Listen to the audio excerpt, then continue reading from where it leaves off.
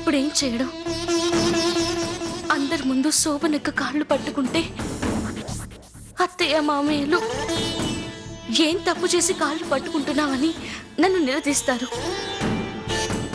అలా చేయకపోతే శోభనక్క ఆస్తి పేపర్లు ముందు పడేసి అందరినీ ఇంట్లో నుంచి వెళ్ళిపోమని కత్తిస్తుంది.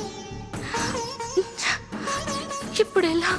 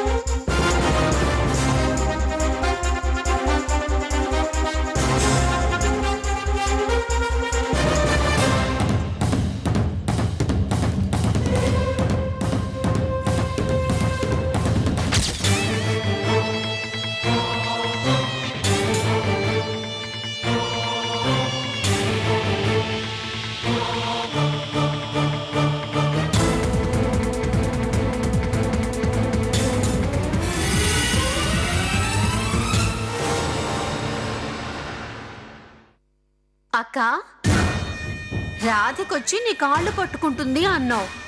ఎక్కడక్క?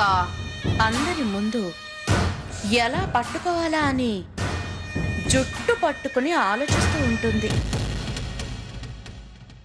నేనిచ్చిన 2 గంటల గడువు కూడా పూర్తయిపోయింది కదా. ఏది ఏమైనా గాని చచ్చినా నీ కాళ్ళు పట్టుకోను అని రాధిక డిసైడ్ అయితే ఏం చేస్తావక్క? రాధికతో పాటు ఇంట్లో వాళ్ళందరి భవిష్యత్తుని నేను డిసైడ్ చేస్తానని రాధికకి బాగా తెలుసు. చచ్చినా పర్వాలేదు, కాళ్ళు పట్టుకోవాల్సిందేనని వస్తుంది చూడు.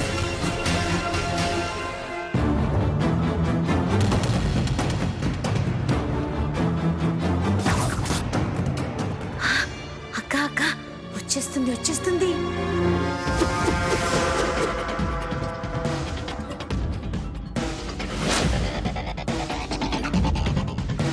అందరూ హాల్లోకి రావాలి.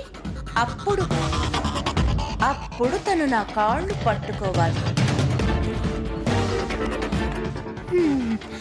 అక్క వచ్చేస్తుంది. కూర్చో కూర్చో అక్క. స్టైల్ అక్క, స్టైల్.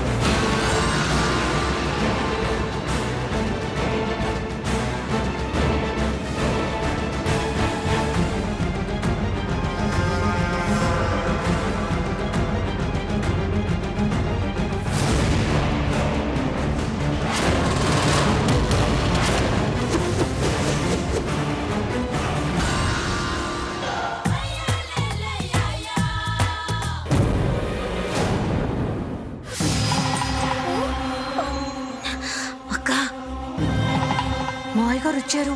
లే లేక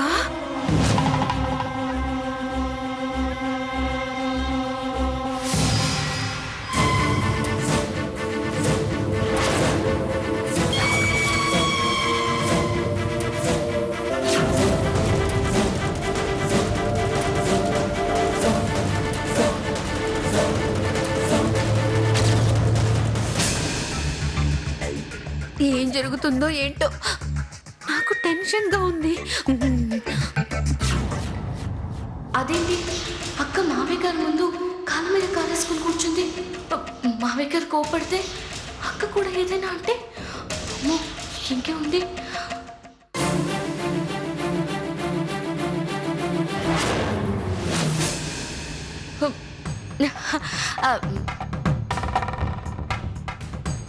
మావయ్య గారు, అక్కకి నా పొరపాటు వల్లే కాలు బెనికింది. అందుకే కాలలా పెట్టుకుంది.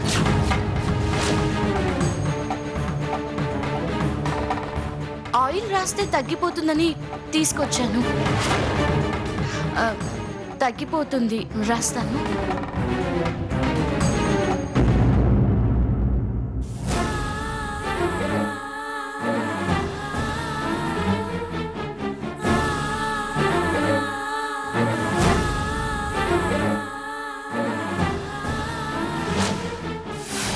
ఎవరైతే నిన్ను నెత్తిన పెట్టుకుని పూజిస్తున్నారో, నువ్వు గొప్పదానివని పొగుడుతున్నారో వాళ్ళ ఎదురుగానే నువ్వు నా కాళ్ళు పట్టుకోవాలి.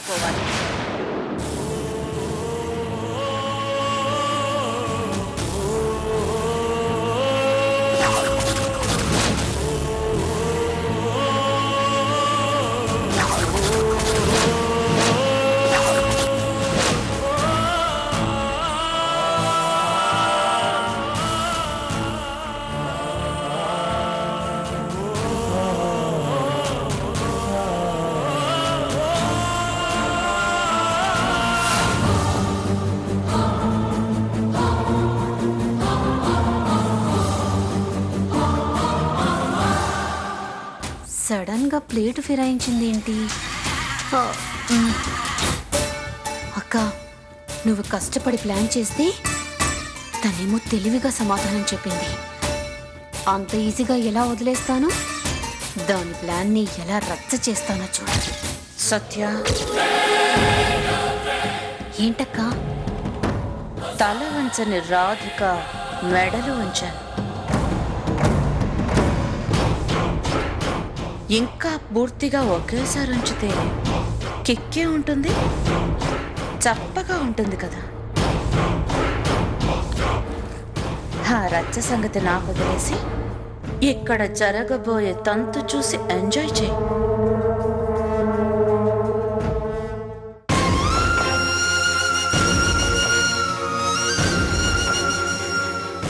రాధిక,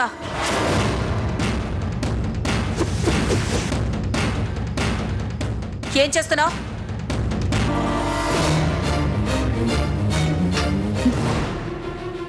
చెప్పాను కదా అత్తయ్య, నా పొరపాటు వల్లే అక్క కాలు బెనికింది.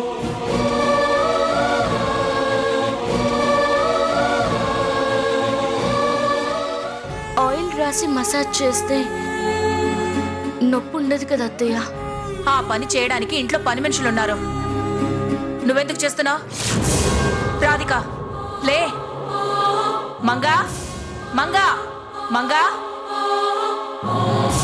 మంగ ఇంటికి వెళ్ళిపోయింది అత్తయ్య.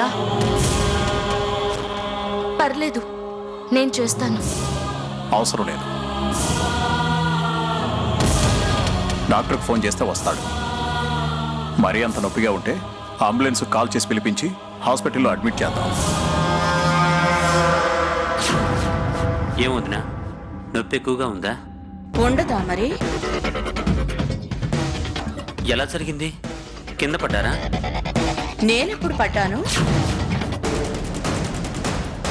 నా కాలు ఎప్పుడు బెనికింది? అదేంటక్క, నేనే నీకు అడ్డొచ్చాను. మెట్ల దగ్గర కాలు స్లిప్ అయి పడిపోయింది మాధవ్. కదక్క, చెప్పక్క. అవును మాధవ్, అక్క సరదాగా జోక్ చేస్తుంది కదక్క. చెప్పక్క.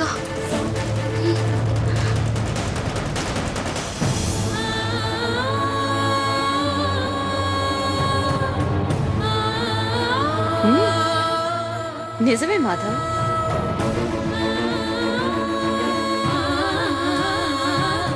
బెణికింది, కాలు బెణికింది.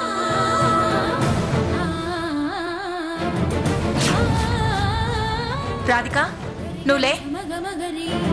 ఆ నూనెదో నేనే రాసి మసాజ్ చేస్తాను.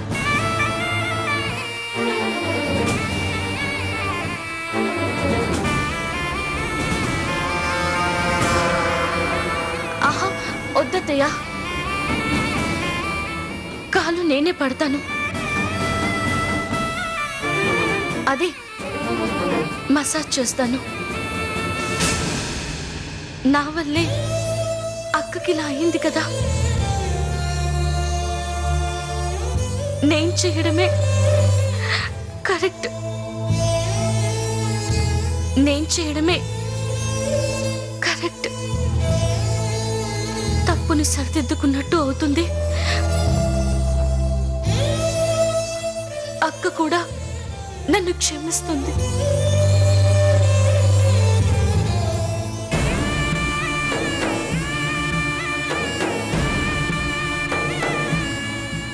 రాధిక లే. వద్దత్తయ్యా, వద్దు. పెద్దవాళ్ళు చిన్నవాళ్ల కాళ్ళు పట్టుకుంటే ఆయుష్ తగ్గిపోతుందంట. నేను అక్క కన్నా చిన్నదాన్ని కాబట్టి నేను కాళ్ళు పట్టుకున్నా తప్పు లేదత్తయ్య. ఆయుష్ కూడా తగ్గదు. ఏం సెంటిమెంటు పాల్. ఆ నొప్పి తగ్గుతుంది అంతే కదా రాధిక.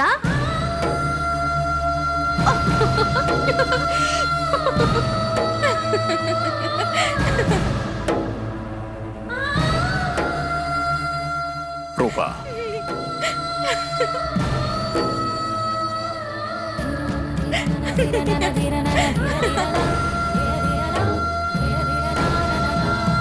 రాధిక ఆ పనేదో పూర్తి చేసి తొందరగా రా, నీతో మాట్లాడాలి.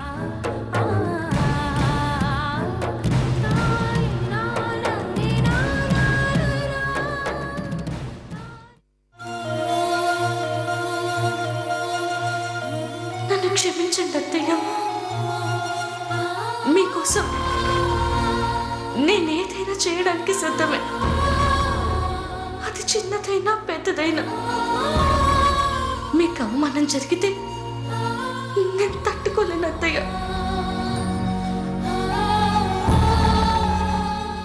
నీకు సంతోషమేనా అక్క? నువ్వు చెప్పినట్టే అందరి ముందు కాళ్ళు పట్టుకున్నాను, క్షమాపణ అడిగాను. రాధిక, నీకు చాలా టాలెంట్ ఉంది. అందరి ముందు కాళ్ళు పట్టుకుంటే అవమానంగా ఉంటుంది అనుకునే లోపు ఓ ఐడియా వేసా.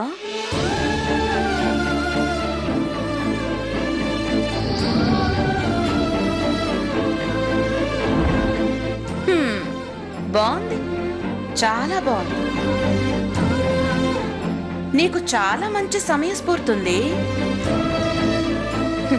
వస్తావు, పైకొస్తావు. ఇక వెళ్ళు. వెళ్ళమ్మా పైకి.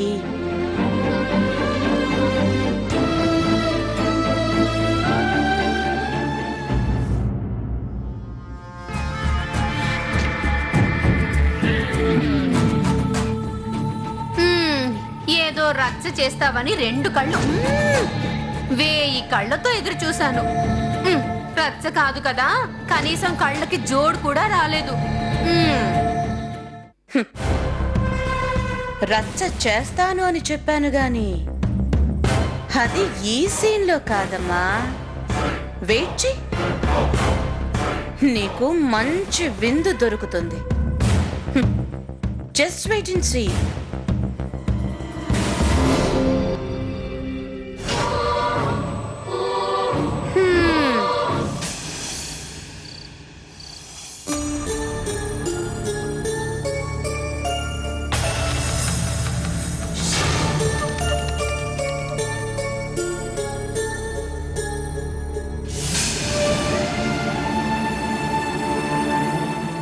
ఏమైందమ్మా? ఎందుకు అలా ఉన్నావు? నాకేం అత్తయ్య, నేను బానే ఉన్నాను. నువ్వు బావుంటే మాధవ్ని వదిలి ఇలా ఒంటరిగా ఏదో ఆలోచిస్తూ ఉండవు కదా. చెప్పమ్మా, ఏమైంది? నిజమే అత్తయ్య, ఏమీ అవ్వలేదు. అయినా మీరెందుకు అలా అడుగుతున్నారు? ఎందుకో అనిపించింది. మాకు తెలియకుండా ఏదో భారాన్ని మోస్తున్నావేమో అనిపిస్తోంది. అది నిజం కాదు కదా. అబ్బే, ఎంత మాట అన్నారు అత్తయ్య, అలాంటిదేం లేదు. నా కష్టాలన్నీ తీరిపోయి నాకు చాలా సంతోషంగా ఉంది. అయినా ఈ ఇంటి కోడలుగా వచ్చిన నాకు మీ ప్రేమాభిమానాలు అండగా ఉన్నంత వరకు ఇంకే కష్టాలు రావత్తయ్యా.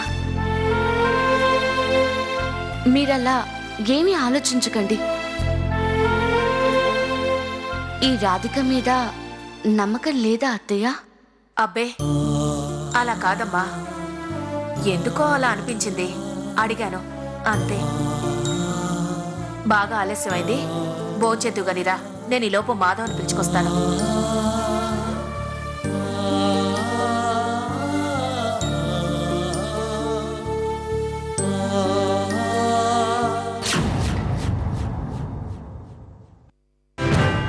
స్వర్గం అనుకున్న ఈ ఇంటిని నరకంగా మారుస్తాను. సంతోషంతో మురిసిపోతున్న మీ అందరికీ నేను పడ్డ బాధ అందరూ అనుభవించేలా చేస్తాను.